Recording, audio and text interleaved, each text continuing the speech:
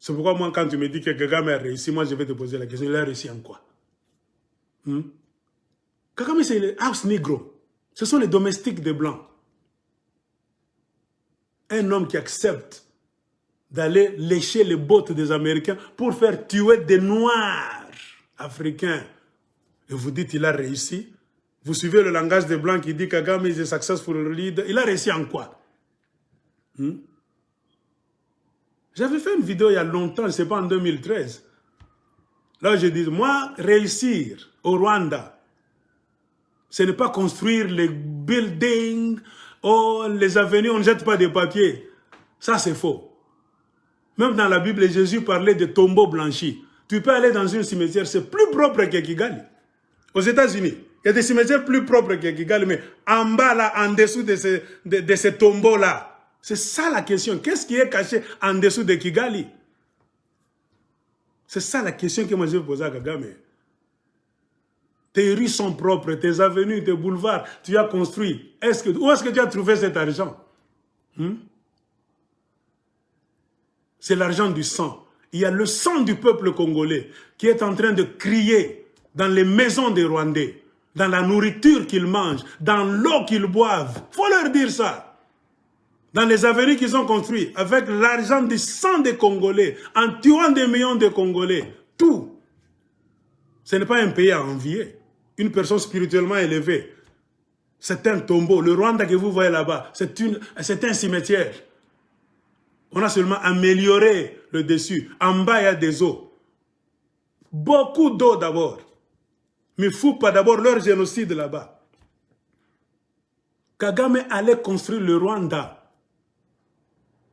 de cette façon. La formule est simple. Celui qui viendra construire ce Rwanda-là, c'est celui qui va construire les cœurs des Rwandais. Parce que Kimutema Mabe Bango na Bango Eleki, le président qui viendra faire la bonne construction, poser le fondement, la bonne fondation pour construire le Rwanda, c'est le président qui viendra avec un projet. Cessons la haine pour finir les histoires là-bas de tous et Hutus. Dire la vérité. Qui a tué qui? Pourquoi est-ce que nous nous entretuons? Mettez en place une commission. Vérité, pardon. C'est ça que moi j'attendais de Kagame.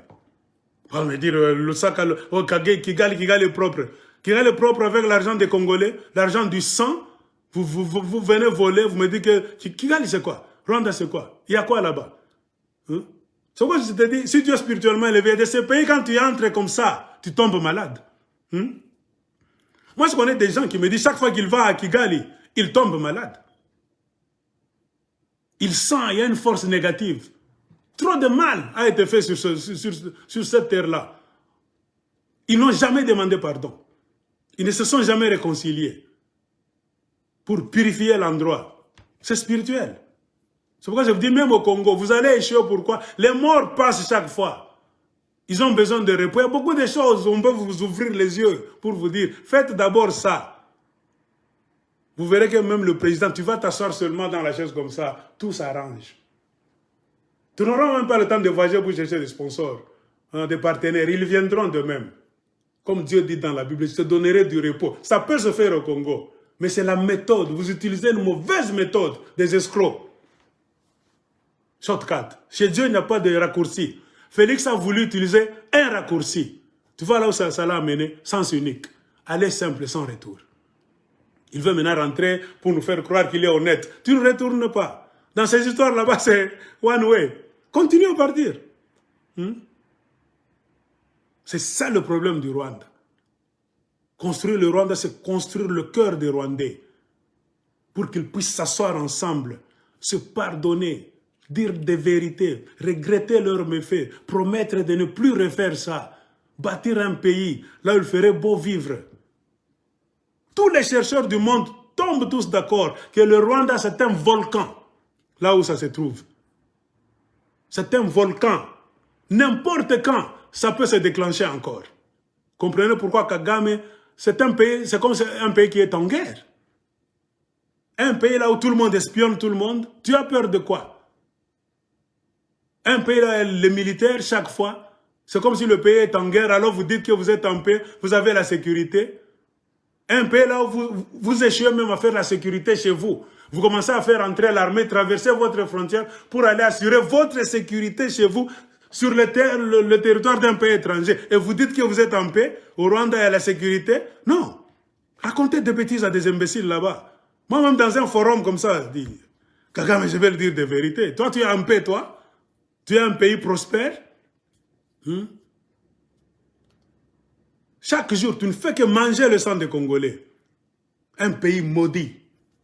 Tout ce que vous buvez au Rwanda, tout ce que vous mangez, tout ce que vous construisez, c'est avec les pleurs, la sueur et le sang des Congolais. Riez. Un moment viendra. Vous verrez ces histoires là-bas se démolir d'eux-mêmes un jour. Nous devons savoir mesurer qui a réussi et qui n'a pas réussi. Vous ne pouvez pas raconter à ces Africains n'importe quoi. Des gangsters là-bas, à qui vous donnez les micros partout, tapis rouge. Remarquez, ce sont souvent les présidents gangsters.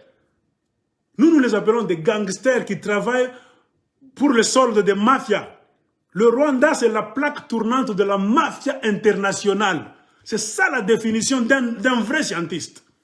Toute la mafia du monde se rencontre au Rwanda pour acheter des choses qu'ils ont achetées où?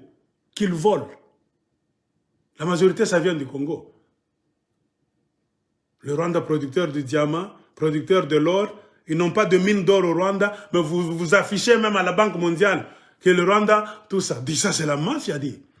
Ça, c'est la mafia. Ça, c'est la mafia. Le Rwanda, c'est une plaque tournante de tous les méfaits du monde. Comprenez pourquoi les sponsors du Rwanda sont en train d'écrire de bonnes choses, mais ils savent que c'est le mensonge. C'est ce que nous appelons l'illusion. Tout ce qui se fait au Rwanda, c'est l'illusion. C'est passager. La vérité est là.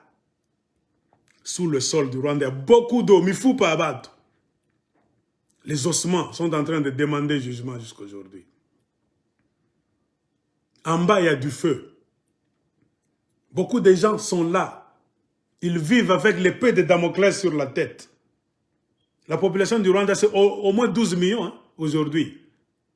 Il y a au moins 2 millions de Tutsis et 10 millions de Hutus qu'on est en train de gérer avec l'arme à la tête. C'est 10 millions de Hutus là. Et vous dites il a amené la paix au Rwanda. Non. Le Rwanda, c'est une grande prison à ciel ouvert. Si tu entres au Rwanda comme ça, il faut contrôler tes paroles. Tout le monde espionne tout le monde. Il y a des policiers même en civil partout dans les ruelles. On te tue pour un petit rien. Nous avons des rapports ici.